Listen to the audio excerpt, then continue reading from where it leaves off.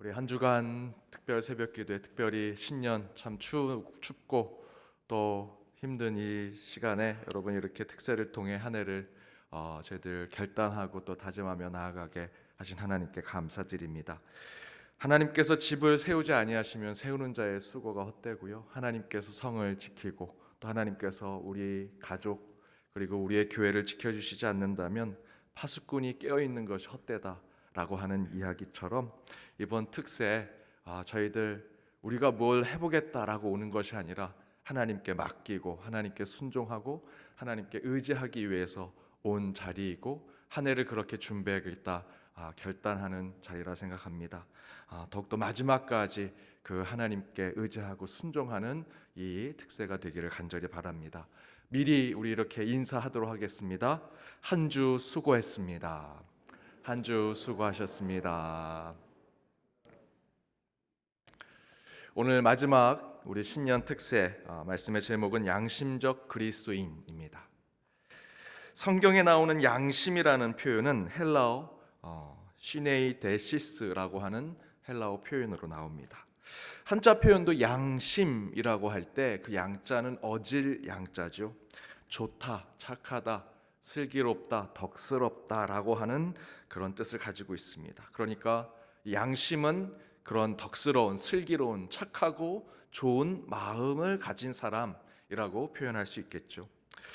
그런데 그렇게 착하고 좋고 슬기롭고 덕스러운 것은 어떤 사실에 기준이 있는 것을 말하죠. 어떤 저희들이 친구를 얘기할 때 야, 그 친구 참 착해 라고 얘기하는데 그 옆에 있는 다른 친구는 야, 걔가 뭐가 착해 라고 얘기하죠. 서로 다른 평가와 기준이 있습니다. 양심이라는 것은 서로 동일한 마음을 가지고 있는, 동일한 평가의 기준을 가지고 있는 것이죠. 또한 그 어원적인 측면을 보면 헬라어 시네이데시스, 이 양심은 더 근원적인 의미를 가지고 있습니다. 헬라어에서의 양심인 시네이데시스는 함께하다라고 하는 어원적 의미를 가지고 있습니다. 그러니까 말이 맞는 거죠. 양심이라고 했을 때 그 사람이 덕스럽고 착하고 선하다라는 것은 모두가 공통적으로 갖는 의견이 될 때 그것이 양심이 되는 겁니다.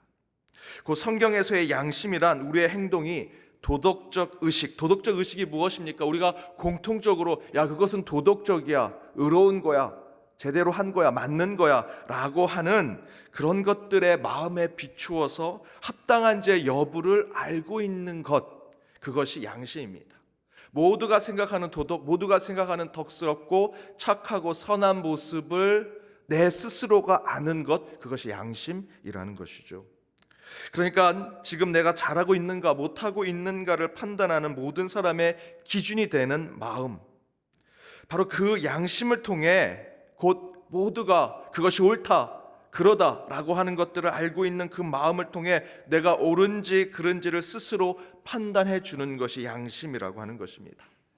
저희들이 이렇게 얘기하지 않습니까? 야, 양심대로 해도 네 양심에 맡긴다 라고 하는 것은 내 마음과 내 마음이 같은 거야. 너 그거 도둑질하면 안 돼, 네 양심에 맡길게. 너 그거 잘못하면 안 돼, 우리 양심대로 하자 라고 하는 건 우리가 같은 마음, 같은 선하고 좋고 슬기롭고 덕스러운 마음을 우리가 같이 갖고 있다라는 것이죠. 그것이 양심입니다. 그런데요, 재밌는 것이 하나 있습니다. 구약 성경에는 양심이란 표현이 단 한 번도 나오지 않습니다. 그 이유는 구약의 인간관은 신약에 나오는 인간관과 다르기 때문입니다. 신약의 인간관, 곧 헬라적 인간관이라고 얘기할 수 있는데, 이 헬라적 인간관에는 하나님과 모든 세상의 만물을 인식하는 곳에 주체적인 인간의 인식 통로가 있다라고 생각합니다. 차후에는 바로 이것이 서구 유럽 사회가 이 인식의 통로를 이성이라고도 얘기하죠. 어찌되었던 서구 유럽 사회는 끊임없이 우리 인간 안에 어떤 사물을 보는 것을, 어떤 것을 사고하고 판단하는 것에 매우 뛰어난 매개체가 우리 인간 안에 있다라고 생각했습니다. 데카르트라는 철학자는 여러분 다 아시는 대로 나는 생각한다, 고로 존재한다라고 얘기하죠. 이 생각이라고 하는 것, 이 생각, 우리 안에 사고하고 생각하는 것을 통해서 우리는 차후에 이성이라고 표현하죠. 우리 인간 안에 그런 것이 있다는 겁니다. 이것이 발전해서 계속해서 우리 인간이 어떤 것을 생각하고 사고하고 이성적으로 판단하면 끝내는 우리 인간이 대단한 인간이 될 수 있다라고 생각하게 되었습니다. 그런데 구약의 인간관에는 그런 인간과 하나님 사이에 있는 어떠한 연결 통로가 없습니다. 그래서 양심이란 표현을 쓰지 않습니다. 왜냐하면 창세기 3장, 욥기 15장, 시편 143편 등등 여러 구절을 보면요, 구약의 인간은 전적인 타락한 존재로 이야기됩니다. 인간 안에 하나님을 인식하거나 구원을 위해 인간 안에 어떤 작동하는 매개체가 있다라고 얘기하지 않습니다. 따라서 양심이라는 것을 설명할 필요가 없습니다. 구약 성경 안에서 우리에게 필요한 것은 하나님을 직접 만나는 것이죠. 나를 창조하신 그 하나님이 착하게 살아라, 옳게 살아라, 의롭게 살아라 하면 그렇게 사는 겁니다. 그것을 내가 판단하고 인식하는 양심이 따로 있어서 그것을 따로 작동시켜서 사는 것이 아니라 하나님을 직접 만나고 소통하는 것입니다.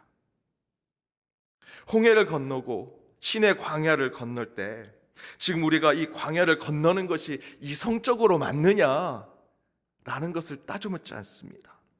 사방에 뻥 뚫린 사막 한가운데에서 아말렉 군대가 쳐들어오고요, 그 곳곳에 있는 들짐승들이 그들을 공격하려고 합니다. 이성적으로, 인신론적으로, 존재론적으로, 철학적으로 그들이 왜 쳐들어올까? 그들은 우리와 무슨 관계가 있을까? 판단할 여력이 없습니다. 광야에 뚝 떨어져 있는 이스라엘 백성들은 이성, 인식론, 철학 대신에 자기들을 지켜줄 불기둥, 구름 기둥이 필요한 것이죠.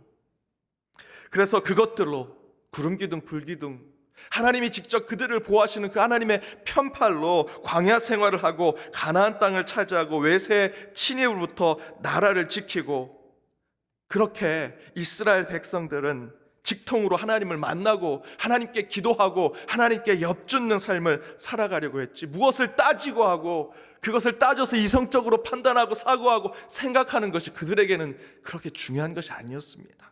생각하기 전에 벌써 들짐승이 달려오고요, 이방 민족이 공격하고요, 외세가 그들을 괴롭히고 있습니다. 그 전에 바로 하나님을 만나고 기도해야 하는 것이죠.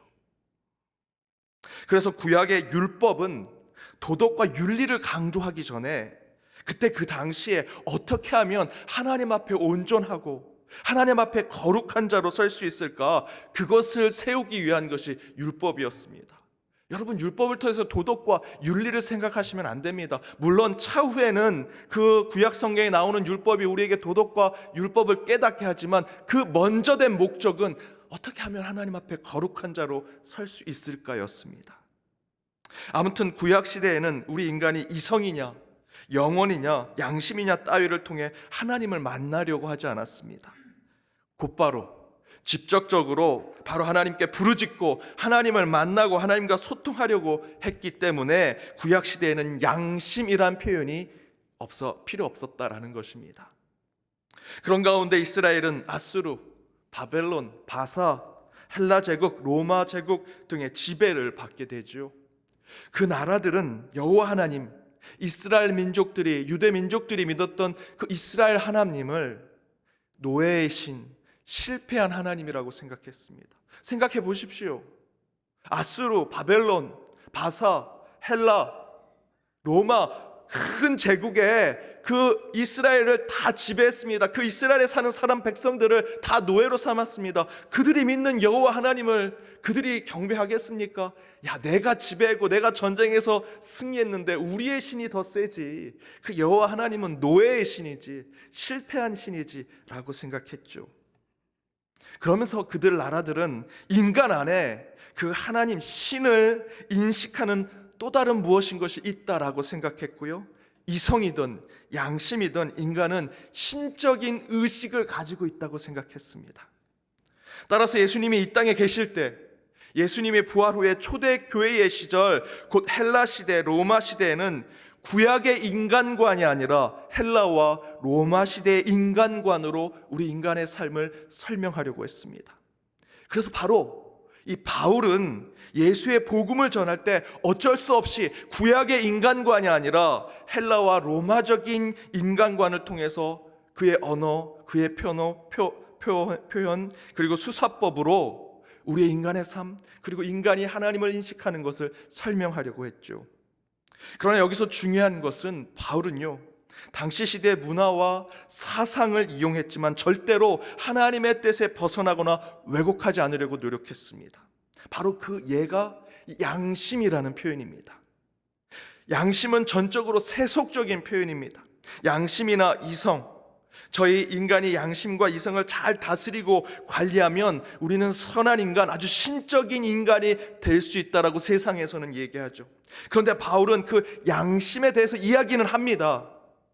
세속에서 말하는 인간이 선하고 완벽한 존재가 될 수 있는 인간의 주체적인 어떤 그 매개체, 그것을 양심으로 바울도 얘기하지만 그 뜻 그대로 사용하진 않습니다. 바로 그 예가 오늘 본문입니다. 오늘 본문을 앞부분만, 우리 스크린에 있는 앞부분만 함께 읽도록 하겠습니다.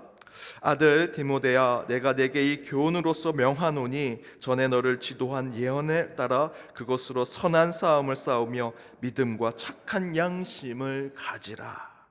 바울은 양심, 시네이 데시스라는 표현을 쓸 때 반드시 무엇과 함께 썼냐면 믿음, 피스티스를 함께 사용했습니다.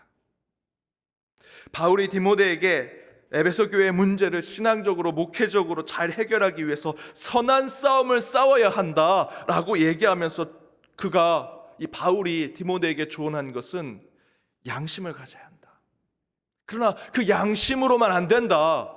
반드시 믿음이 있어야 한다라고 얘기하죠. 그 바울은 인간이 주체적인 능력이 되는 곧 인간의 완벽한 신적인 존재로까지 이끌 수 있는 그 이성과 같은 기능을 가진 양심에 대해서 반드시 그 양심만으로는 안 되고 그 가운데 하나님과의 온전한 관계를 이루는 믿음이 있어야 함을 이야기합니다. 양심 필요합니다. 그 시대에는 양심이라는 것을 사용했기 때문에 바울도 사용은 했습니다. 하지만 그 양심만으로는 절대로 안 된다는 것입니다. 우리가 갖고 있는 양심은 반드시 우리 그리스도인들에게는 믿음이 필요하다는 것이죠. 그래서 성경의 기자는 대체로 양심을 사용할 때 믿음을 함께 이용합니다. 이 디모데전서의 5절에 보면 이 교훈의 목적은 정결한 마음과 선한 양심과 거짓없는 믿음에서 나오는 사랑이거늘, 2장 10절에서도 또 베드로도 곳곳에 표현해 보면 양심이란 표현을 어쩔 수 없이 그 시대에 사용했기 때문에 저희들이 씁니다. 하지만 그 양심과 더불어 반드시 우리 그리스도인들은 믿음을 가지고 있어야 함을 이야기합니다. 따라서 양심을 가진 그리스도인이 된다는 것은 세상적인 표현대로 내 마음을 잘 다스리고 선행을 많이 하고 착한 일을 하면서 내가 좋은 사람, 때로는 신적이고 하나님 같은 사람이 돼야지 라는 것에 머물러서는 안 된다는 것입니다. 세상 사람은 그렇게 생각할지라도 저와 여러분은 양심적 그리스도인이 된다는 것은 곧 믿음의 사람이 되어야 한다라는 뜻이 같이 있는 것입니다. 여기서 믿음이 있는 사람은 그리스도인의 새롭게 변화된 선한 양심을 가진 사람을 말합니다. 그래서 선한 싸움을 싸우기 위해서는 믿음과 착한 양심, 이 두 가지 모두를 가지고 있어야 한다는 것입니다. 바로 그 말은 믿음을 지키기 위해 양심적인 삶을 살아야 하는 것이고요, 신앙적인 양심의 삶을 살기 위해서는 또한 여러분 믿음의 싸움을 싸워야 함을 이야기하는 말씀입니다.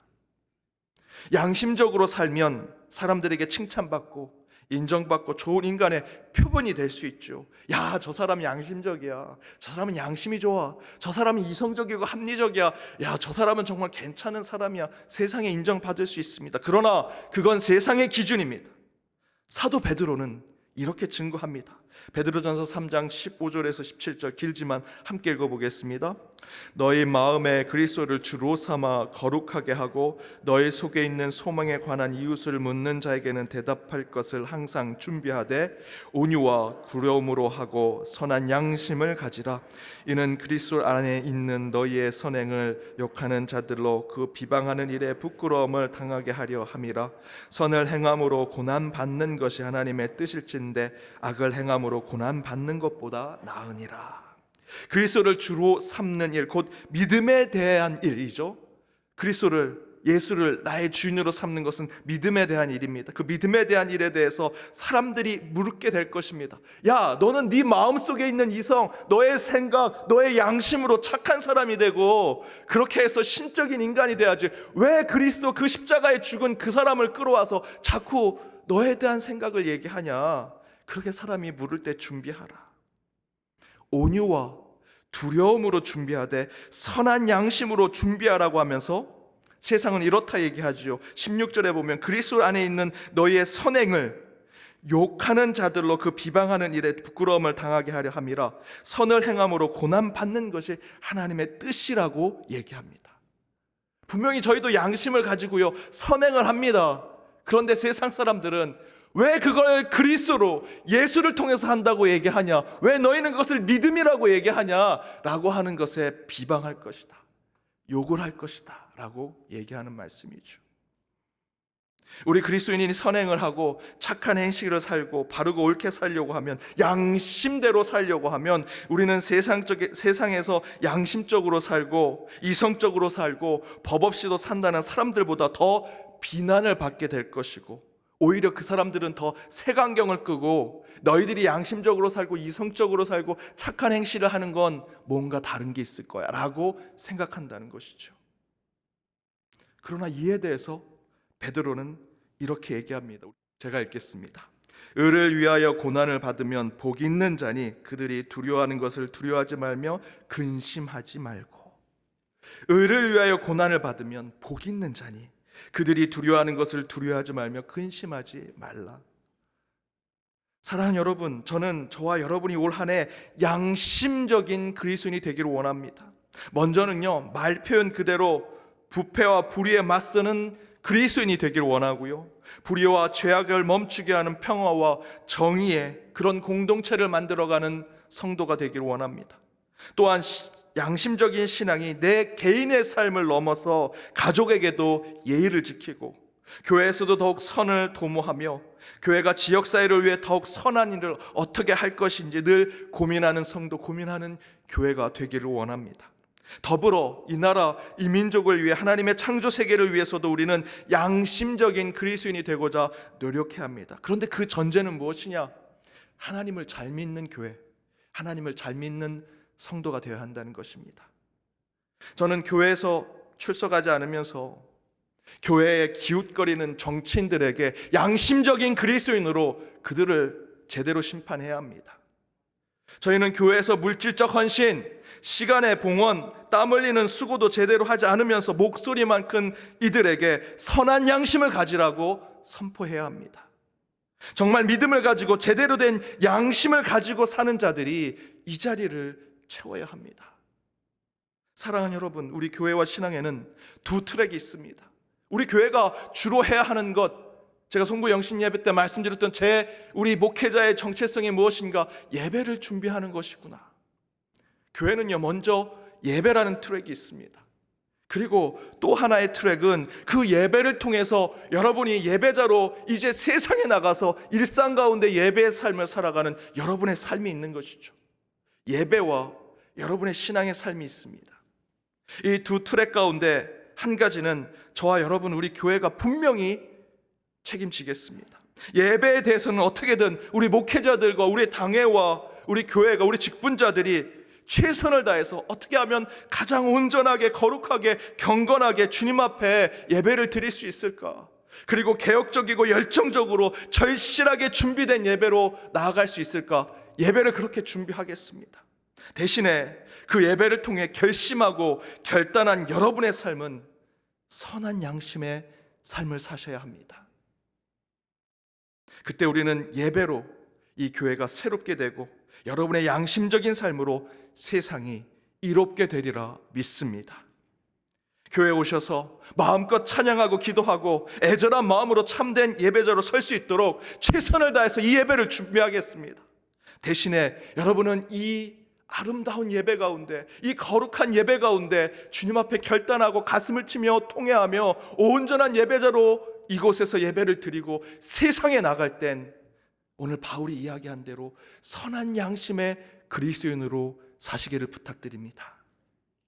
이를 위해 저와 여러분, 우리 목회자, 평신도, 교회와 모든 성도가 한 마음이 되어 교회를 새롭게 하고 세상을 이롭게 하는 주의 공동체, 우리 연동의 가족들이 되시길 주님의 이름으로 축복합니다.